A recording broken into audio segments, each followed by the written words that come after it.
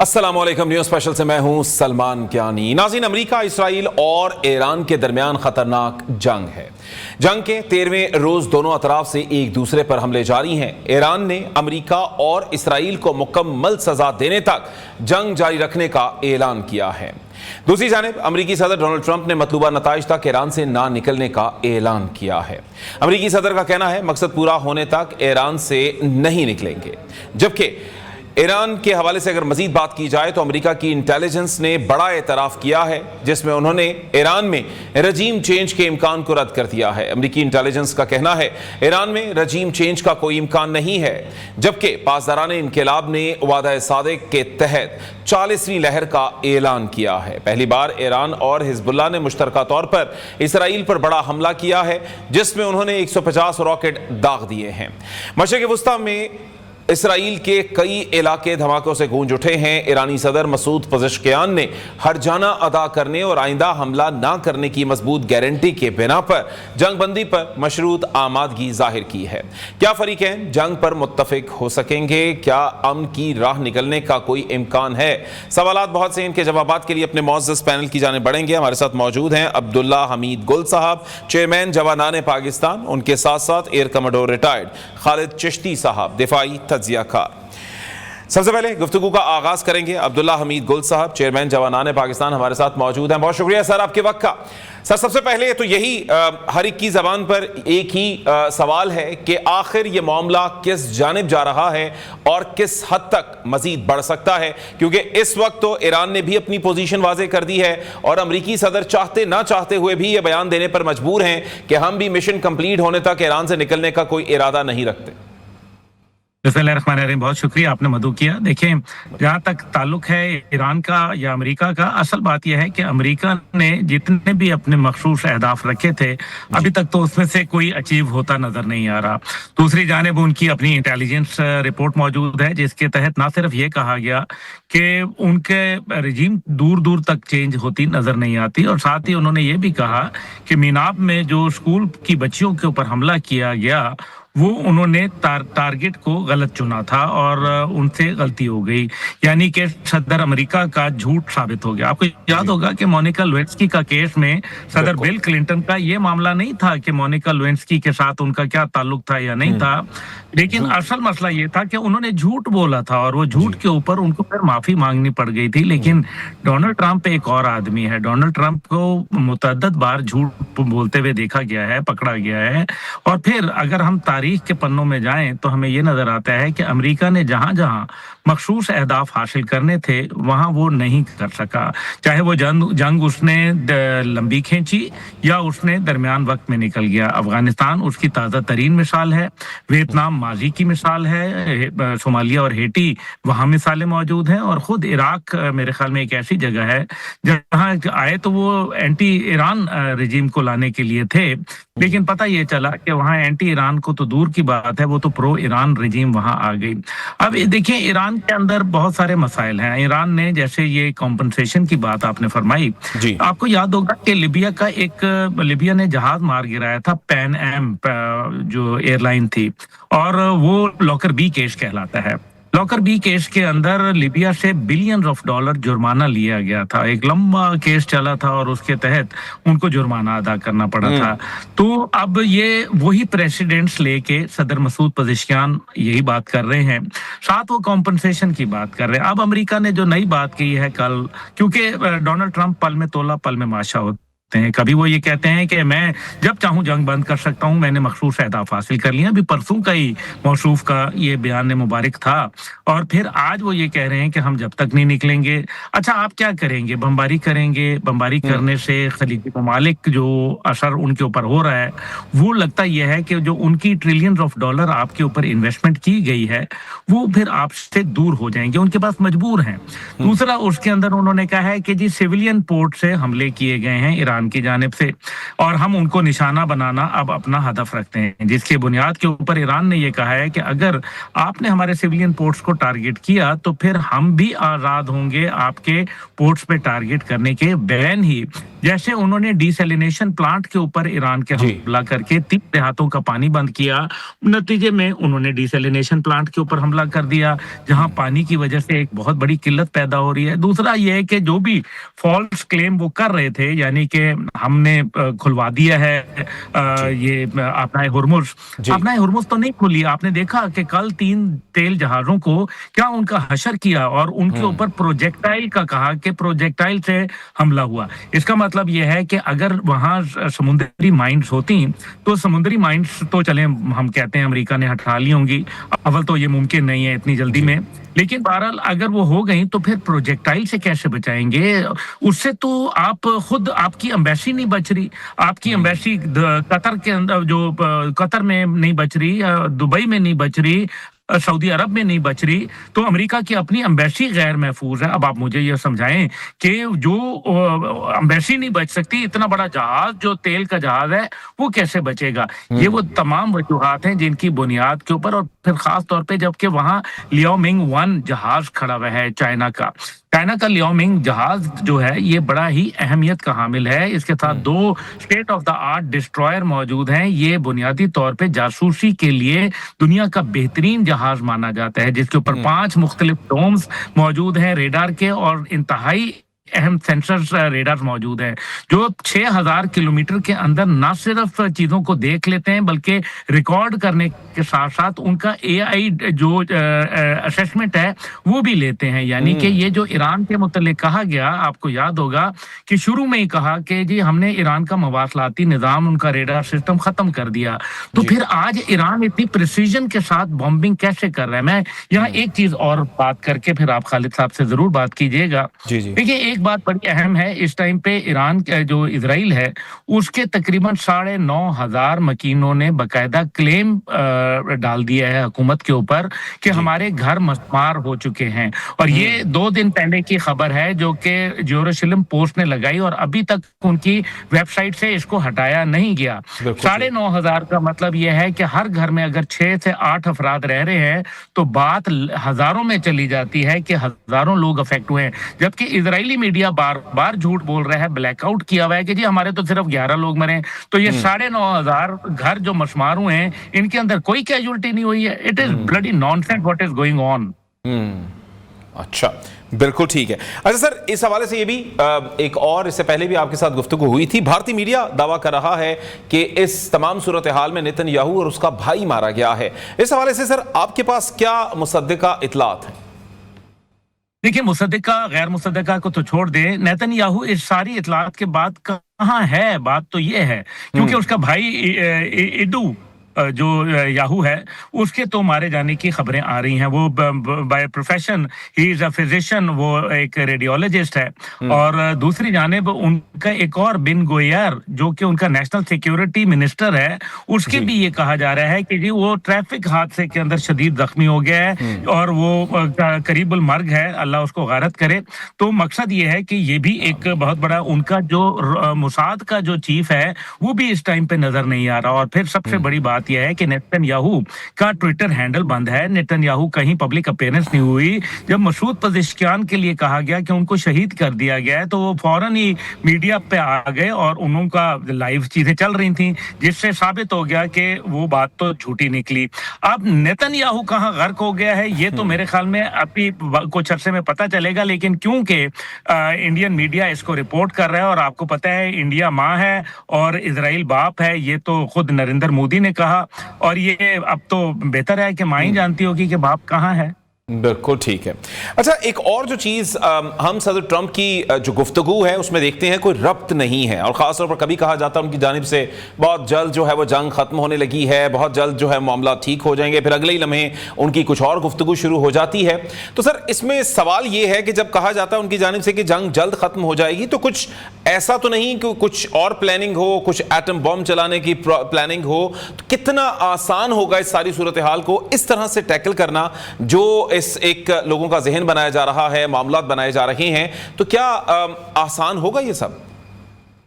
देखिए, atomic bomb के ऊपर तो ज़ाहिर है एक किताब थी सैमसन ऑप्शन 1981 में सैमुअल हर्श ने लिखी थी और उसने यही कहा था कि जब इजराइल के पास कोई चारा नहीं रह जाएगा और उसकी रियासत की सलामती का खतरा हो जाएगा तो फिर वो इस ऑप्शन को एक्सरसाइज कर सकते हैं।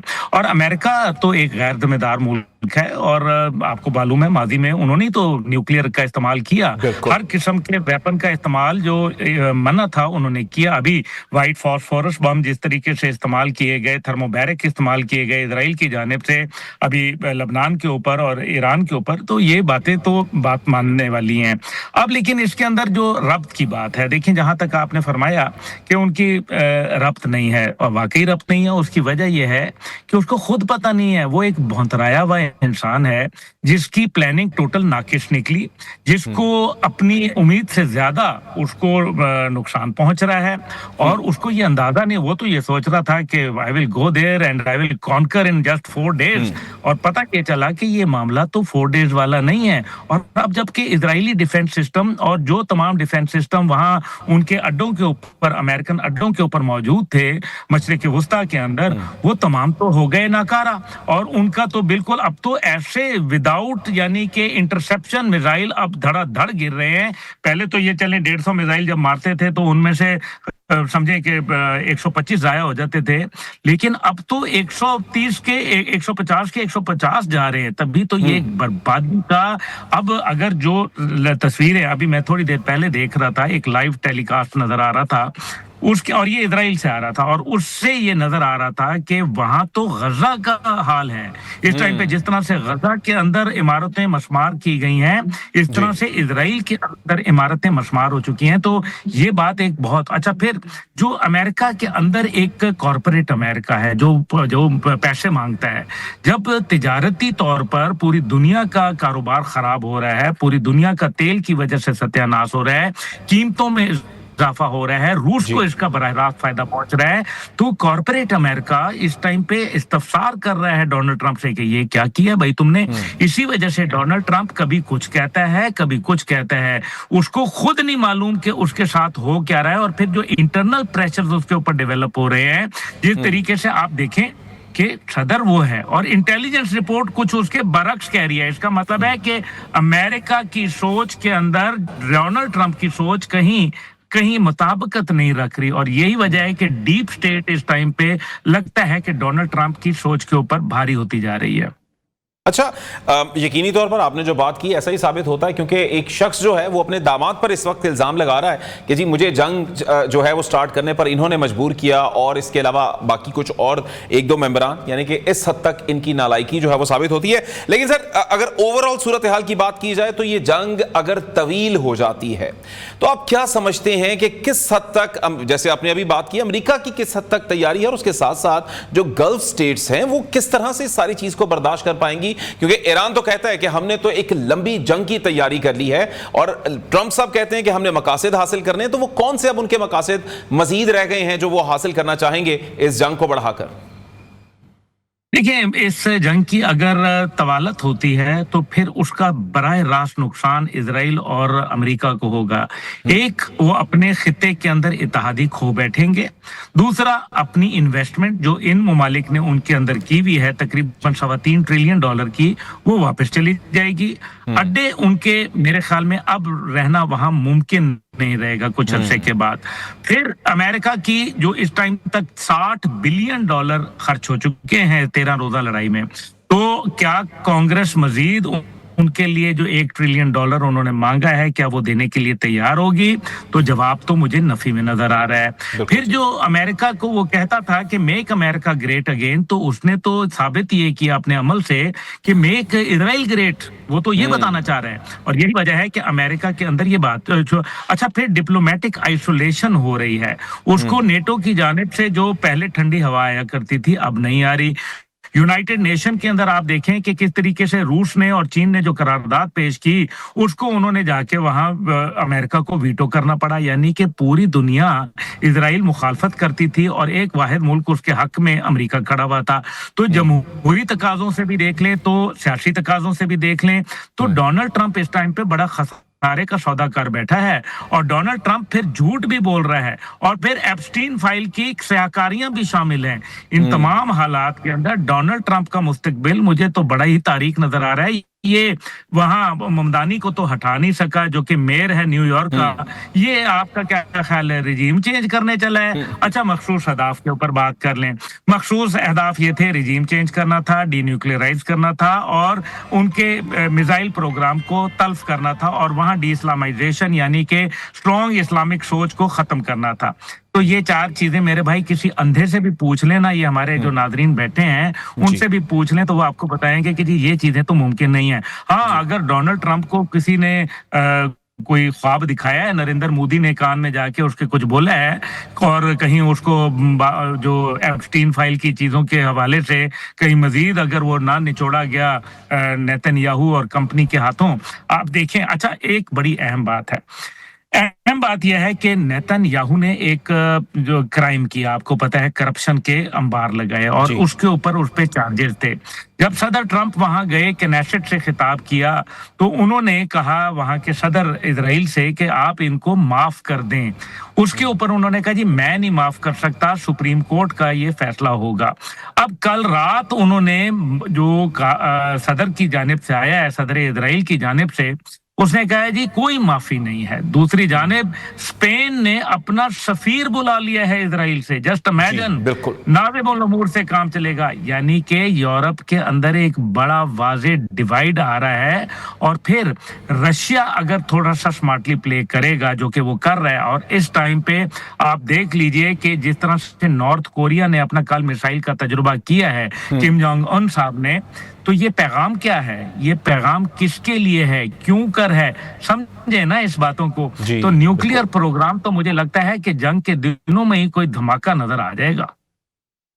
बिल्कुल ठीक हो गया सर। एक ब्रेक का कहा जा रहा है, ब्रेक के बाद ही हमने गुफ्तगू का सिलसिला आगे बढ़ाना है और ख़ास तौर पर कुछ बात करनी है हमने कि इस वक्त जो जंग की मौजूदा सूरत हाल है, इस वक्त आपने यकीनी तौर पर बहुत से पॉइंट्स बताए, लेकिन अगर हम इनको ओवरऑल एक बेहतर पिक्चर देखना चाहें तो किस तरह से ईरान की फतह है या अमेरिका का पलड़ा भारी, इसी पर बात करनी है, लेकिन एक मुख्तसर से ब्रेक के बाद। वेलकम बैक नाज़रीन। प्रोग्राम के इस हिस्से में air commander retired Khalid Chishti साहब भी हमारे साथ हैं, उनसे गुफ्तगू का आगाज़ करते हैं। बहुत शुक्रिया खालिद साहब। खालिद साहब, जो अब इस वक्त ईरान, इसराइल और अमेरिका के तनाज़ी की सूरत हाल बनी हुई है, यकीनी तौर पर जब हम जाते हैं सोशल मीडिया पर तो बहुत कुछ ऐसा मिलता है कि जहां पर एक्चुअल जो इन्फॉर्मेशन है उसको देखना बड़ा मुश्किल हो जाता है, ढूंढना बड़ा मुश्किल हो जाता है। दावे दोनों जानिब से हो रही हैं, क्या वॉर की असल सिचुएशन है, सो फार किसका पलड़ा भारी है, अगर हम चाहें कि आप हमें वाज़े अल्फाज में बताएं। जी बहुत शुक्रिया कियानी साहब, आपने इनवाइट किया। देखिए, ये जो जंग होती है इसमें कहते हैं कि पहली कैजुअलिटी जो है वो सच होती है, यानी कि सबसे पहले तो सच एलिमिनेट हो जाता है जंग से, क्योंकि वॉर दो कन्फ्लिक्टिंग राय या ओपिनियन होती हैं तो जाहिर है वो फोर्स के जरिए दोनों मुल्क या इससे ज़्यादा मुल्क जो इकट्ठे होते हैं वो अपना फैसला दूसरे पर सब्त करना चाहते हैं, जिसकी वजह से दोनों की अपनी अपनी परसेप्शन होती है। और आपने बिल्कुल ठीक कहा, जब आप सोशल मीडिया या इस तरह खोलते हैं तो आपको अंदाज़ा नहीं हो पाता कि क्या हो रहा है। देखना ये है कि जो वॉर के ऑब्जेक्टिव्स दोनों मुल्कों के थे वो बेहतर कौन सस्टेन कर पा रहा है या अचीव कर पा रहा है। अमेरिकन प्रेसिडेंट ने जंग शुरू होने से पहले 2 महीने पहले जितनी तकरीरें की थी, उन्होंने ये शो किया था कि मेरी मिलिट्री इनविंसिबल है, मेरी मिलिट्री को शिकस्त नहीं दी जा सकती, मेरी वनरेबल नहीं है मेरी फौज, और दुनिया की सबसे अच्छी फौज है। दूसरी तरफ ईरान के किसी स्टेज पे दुनिया की सबसे अच्छी फौज इसलिए नहीं थी कि उनके पास 47 सालों से सैंक्शन लगी हुई हैं, दुनिया में तीसरे नंबर पर तेल होने के बावजूद उनकी इकोनॉमी नहीं थी, मिलिट्री एड या हार्डवेयर या फाइटर जेट्स कोई दे नहीं रहा था ईरान को, तो उनकी मिलिट्री में उस पॉइंट ऑफ व्यू से कहूंगा कि अमेरिका के साथ कोई मुकाबला नहीं था। फिर अमेरिका को इजराइल बैक करना शुरू हुआ तो जाहिर है जब जंग में हुआ तो one of the best technology दोनों मुल्कों के पास है। अब इतना ज्यादा मिलिट्री माइट होने के बाद मेरा मानना और सबका मानना ये था, जिस तरह प्रेसिडेंट ट्रम्प कह रहे हैं, तो टेक्निकली तो उनको चंद घंटे या चंद दिन में अपने टारगेट्स तक पहुंच जाना चाहिए था। लेकिन मसला ये है कि अमेरिका को टारगेट्स ही नहीं क्लियर। टारगेट या तो रजीम चेंज कभी होता है, कभी एयरफोर्स को और नेवी को एलिमिनेट करना होता है, कभी न्यूक्लियर इंस्टॉलेशन और एनरिचमेंट प्रोग्राम को खत्म करना होता है, कभी कहते हैं हम फुट ऑन ग्राउंड करने लगे हैं, कभी वो कहते हैं हम नहीं कर रहे, कुर्दिश करेंगे फुट ऑन ग्राउंड। तो लैक ऑफ क्लैरिटी इटसेल्फ सब कुछ कह रही है کہ ان کو خود پتہ نہیں تھا کہ انہوں نے ٹیک ہوم آبجیکٹو کیا ہے ان کا. ہاں، ایران کا کیا آبجیکٹو تھا؟ ایران کا ایک ہی آبجیکٹو تھا، صرف یہ ہے کہ اپنی سوورینٹی کی حفاظت کرنا، جی یونٹی برقرار رکھنا اور جنگ کو طویل دینا، سسٹین کرتے ہوئے اپنے آپ کو الائیو رکھے ہوئے. وہ کر رہے ہیں وہ. تو دو چار کرنے کی تو اس میں گنجائش نہیں بنتی، بٹ یہ ضرور دیکھ سکتے ہیں ہم کہ کون اپنے وار آبجیکٹیوز کے نسبتاً قریب ہے. امریکہ مجھے 12ویں 13ویں دن نہیں لگ رہا کہ وار آبجیکٹیو کے قریب ہے، کیونکہ آبجیکٹیو میں ان کی کلیئرٹی نہیں ہے. اسٹیٹ آف ہارموز انہوں نے تیسرے دن کہا کہ اسٹیٹ آف ہارموز بند ہی نہیں ہوگی، ہم ایران کا یہ کر دیں گے وہ کر دیں گے اور ہمارا کنٹرول ہوگا اسٹیٹ آف ہارموز کو. آج 12-13 دن ہو گئے ہیں. میں امریکی نیوی کا اتنی مائٹی فلیٹ ہونے کے باوجود ان کا میں نہیں کنٹرول دیکھ رہا سمندر کے اوپر، جو خاص طور پر اسٹیٹ آف ہارمز کے اوپر. ایران اپنی مرضی سے ٹارگٹ کر رہا ہے شپنگ لائنز کو اور ان کو ایک میسج دے رہا ہے کہ جو آئے گا میری مرضی کے خلاف اس کو نشانہ بننا پڑے گا. تو یہ سارا کچھ دیکھتے ہوئے میں کہہ سکتا ہوں یہ کہ بنیادی طور پر یہ جو آبجیکٹو ہیں ایران زیادہ نزدیک ہے. بالکل ٹھیک. اچھا، ایک اور جو چیز ہمیں نظر آتی ہے کہ جو ہم نے ایک میتھ تھی سپر پاور کے حوالے سے، ممالک ڈرتے تھے، بہت کچھ رجیم چینج ہو جاتا تھا، امریکہ صرف اشارہ کرتا تھا. تو یہ جو اب صورتحال بنی ہے، ایران نے جس طرح سے ریٹیلیٹ کیا ہے اور جتنے بڑے پیمانے پر ریٹیلیٹ کیا ہے، تو اب کیا سمجھتے ہیں امریکہ کا آنے والے دور میں اس وقت دنیا میں رول کیا رہ جائے گا؟ دیکھیے، میں تو جنگ کے دوسرے تیسرے دن سے یہ کہنا شروع کیا، جس طرح میں نے آن سلاٹ دیکھی امریکہ کی اور پھر میں نے یہ دیکھا کہ آبجیکٹو نہیں اچیو کر پا رہے اور ایران کی رجیم چینج وہ سو کالڈ نہیں کر پایا اپنی مرضی کے مطابق. تو میں نے اسی دن کہا تھا کہ ایران تو اپنی پوزیشن سسٹین کر رہا ہے، لیکن انفارچونیٹلی فار امریکہ کے جو آبجیکٹو ہیں ان کے پوائنٹ آف ویو سے انفارچونیٹلی میں کہہ رہا ہوں وہ آبجیکٹو اچیو نہیں کر پا رہا. تو میں نے اسی وقت کہا تھا یہ جنگ جس طرف بھی گئی، امریکہ نہیں رہے گا جو جنگ شروع ہونے سے پہلے تھا، اور اسرائیل وہ نہیں رہے گا وہ اسرائیل جو جنگ شروع ہونے سے پہلے تھا، کیونکہ اپنی مت اور زوم اور روب اور دبدبہ جو انہوں نے مینٹین کیا ہوا تھا وہ فزل آؤٹ ہو گیا. ٹھیک. اچھا، ایک اور جو چیز ہم دیکھتے ہیں ایران کے اوپر جس حد تک شدت کے ساتھ اٹیک کیے گئے ہیں، جس طرح سے وہاں پر تباہی مچائی گئی ہے، لیکن کچھ ویڈیو سامنے آئی کہ جہاں پر ہم دیکھتے ہیں کہ وہاں پر ان کا رپورٹر کھڑا ہے، اوپر سے ڈرون گزر رہا ہے، عوام ویسے کہ ویسے ہی نعرے مارتے ہوئے ڈرے نہیں. اور وہیں پر ہم کمپیریزن میں جب ہم اسرائیل کو دیکھتے ہیں تو وہاں پر تو اس طرح سے کہ جیسے چوہے جو ہیں کبھی ادھر دوڑ رہے ہیں کبھی ادھر دوڑ رہے ہیں. تو سر یہ کیا ایسا ایک ہم یہ منظر دیکھ رہے ہیں، کیا ایسا اس ایرانی قوم کے پاس ہے کہ جس سے اس کا ابھی تک عزم توڑا نہیں جا سکا؟ جی، سروائیول صرف ون لائن. اگر ایک قوم سروائیو کرنا چاہتی ہے اور سروائیو ہی ایک آپشن ہے، اس کے علاوہ آپشن کوئی نہیں ہے، تو ظاہر ہے اس نے ہٹ بیک کرنا ہے. امریکہ اور امریکہ کے لوگوں کے لیے سروائیول کا مسئلہ نہیں تھا، ایران کے لوگوں کے لیے سروائیول کا مسئلہ ہے. بنیادی طور پر ان کو یہ پتا ہے کہ اگر ہم نے یہ جنگ ہار دی تو ہمارا سروائیول ختم نہیں، خطرے میں نہیں ہے، ختم ہو جائے گا. تو ظاہر ہے جب سروائیول کسی چیز کا بھی، جانوروں کا بھی خطرے میں ہوتا ہے تو وہ بھی ہٹ بیک کرتے ہیں اور پورا پنچ بیک کرتے ہیں. اور وہی ایران کر رہا ہے کیونکہ ان کو اندازہ ہے کہ جب تک ان کے ساتھ یہ ریزالو ہے اور ایک ڈٹرمنیشن ہے، ان کی ایک ریلیونس رہے گی. اچھا ٹھیک، آپ ہمارے سے گفتگو کر رہے ہیں. جی، میرے خیال سے ان سے رابطہ منقطع ہوا ہے، ایک دفعہ پھر سے ان سے رابطہ کرنے کی کوشش کریں گے. عبداللہ صاحب، سر ہم نے یہ جو اس سے پہلے ساری صورتحال دیکھی، نیتن یاہو کے حوالے سے بھی آپ نے بھی خبر دی اور پھر اس کے بعد سے ہم نے دیکھا کہ وہ اسکرین پر آیا ہی نہیں. تو سر اب کیا سمجھتے ہیں کہ اگر واقعی یہ جہنم واصل ہو جاتا ہے یہ شخص، تو ایک تو ہم جتنے اس وقت صورتحال دیکھتے ہیں اس کے پیچھے جو ایک بڑا حصہ کنٹریبیوشن یا بیکنگ نظر آتی ہے وہ نیتن یاہو کی نظر آتی ہے. اس کے نہ ہونے سے اوور آل کیا سچویشن چینج ہو سکتی ہے؟ دیکھیں، اگر وہ جہنم واصل ہو گیا ہے تو پھر تو آپ بالکل پانسا پلٹ جائے گا. اور یہ جو امریکی صدر کی آواز میں کہیں کمزوری کا عنصر نظر آ رہا ہے، شاید یہ بہت ساری چیزوں کو نشاندہی اس کی کروا رہے ہیں. اب دیکھیں، بات یہ ہے کہ یہ تو اگر ہو گیا تو یہ تو ایک بالکل آپ سمجھیں کہ یہ تو the whole situation will turn top سے ٹروی. یہ تو ایک دم ختم ہو جائے گا معاملہ. اور دنیا میں دیکھیں، جو ابھی خالد چشتی صاحب جیسے کر رہے تھے، وہ بات ٹھیک ہے کہ امریکہ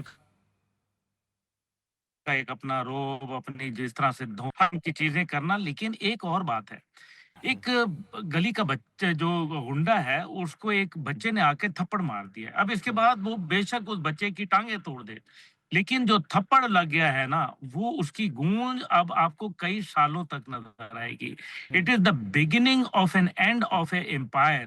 ایک ایسی امپائر آپ دیکھیں एक सोवियत एम्पायर आई, कितना अर्सा चली और बड़ा उसने ब्रिटिश एम्पायर आई, कई दिहाइयां उसने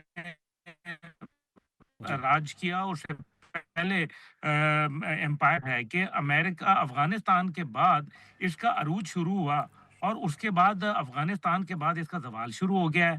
आप देखें, जब अफगानिस्तान से ये भागे दुम दबा के, तो उसके बाद दुनिया के अंदर नई शरारतबंदी होना शुरू हो गई, एक नई अलाइनमेंट होने जी। लग गई। अब ये दुनिया के अंदर एक नई उसके अंदर लड़ाई शुरू हो जाएगी जो गोल्डन स्टेट कहलाती है, कैलिफोर्निया, जो जी। कि दुनिया की 7वीं बड़ी इकोनॉमी बजाते खुद है।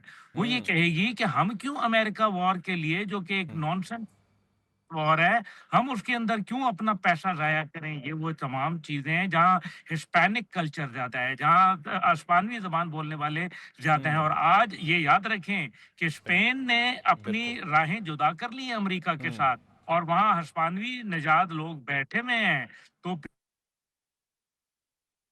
फिर इसका मतलब यह है कि वहां टेरिटोरियल लड़ाइयां शुरू होंगी, और ये शुरू होंगी, याद रखिए। जी। दुनिया में जालिम जो होता है उसकी रस्सी दराज जरूर होती है, अच्छा। लेकिन जब उसको खींचा जाता है तो वो औंधे मुंह गिर पड़ता है।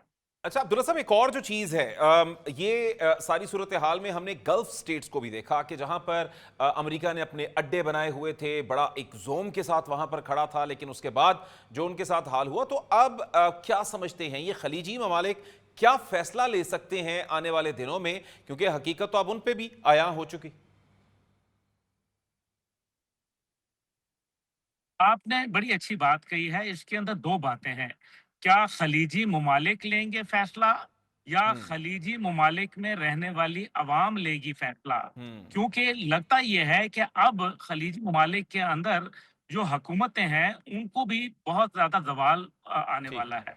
और ठीक। अगर ये जवाल आया, क्योंकि देखे ना, जिन्होंने इसराइल को तस्लीम किया, जिन्होंने अमेरिका के साथ अपनी सलामती, अपनी इज्जत, अपनी आज़ादी का सौदा किया, जैसे देखिए ना, अभी जी। एक मुल्क है ईरान, ठीक। उसने ये फैसला कर लिया है कि हम लड़ के अच्छा। शहीद हो जाएंगे, बस चलो, बस फिर आप जाओ चल। उसको हरा दो।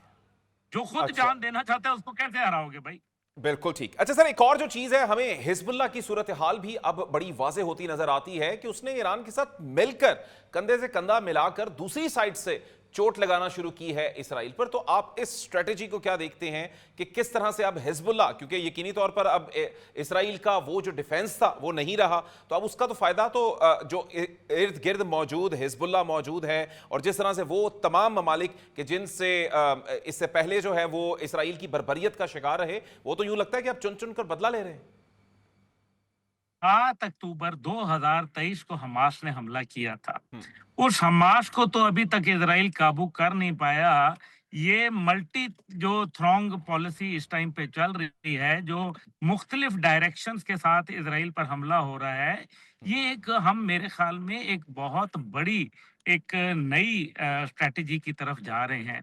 और ईरान के जितने भी प्रॉक्सीज थे, मैंने शुरू में जंग के ये कहा था कि ईरान के प्रॉक्सीज खित्ते के अंदर एक्टिव हो जाएंगे, जिनको इन्होंने कहा था कि हमने उनकी प्रॉक्सीज खत्म कर दी हैं। लेकिन लगता यह है कि अब ईरान की प्रॉक्सीज जिंदा हुई हैं, और वो तमाम फोर्सेस, अच्छा ये तो चले सिर्फ ईरान की बात है ना, और जी। हिजबुल्लाह की बात आप कर रहे हैं, लेकिन असल मसला ये है कि पूरी दुनिया के लोग जो एंटी अमेरिकन सोच रखते हैं वो ईरान के साथ आके खड़े हो गए हैं। आप देखें, शिया सुन्नी का जो डिवाइड था वो आज खत्म हो रहा है। बिल्कुल। आज लोग शिया सुन्नी, जो सुन्नी कौम जो है वो इस टाइम पे उनकी जुबिलिएशन कर रही है। आज आयतुल्ला अली बिल्कुल खामेनाई की शहादत के ऊपर अफसुर्दा हैं। ये ठीक हो गया। बातें पहले, इसका बिल्कुल मतलब यह है कि वो जैसे है ना कि मुसलमान को मुसलमान कर दिया यलगारे मगरिब ने, तो ये जी। देख लें, ये वो बिल्कुल वक्त आ ऐसे। गया है। बिल्कुल ठीक है।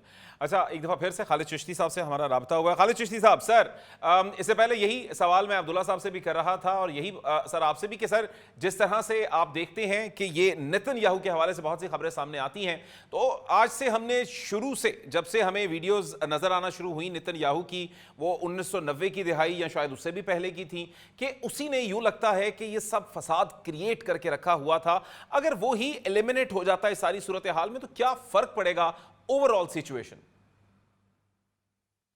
देखिए कियानी साहब, बहुत फर्क पड़ता है क्योंकि लीडर पे डिपेंडेंट होता है कि वो एक कौम को किस तरफ डाइवर्ट करता है, क्योंकि लीडर एक डायरेक्शन देता है, एक होप देता है, पॉजिटिव और नेगेटिव।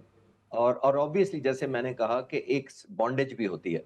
आयतुल्लाह खामनाई का रोल देख लें ईरान की शक्ल में, कहाँ वो अपनी मिलिट्री को, अपने लोगों को कहाँ छोड़ कर गए, और वो रेजिस्टेंस उनके जाने के बाद भी किस तरह कायम है।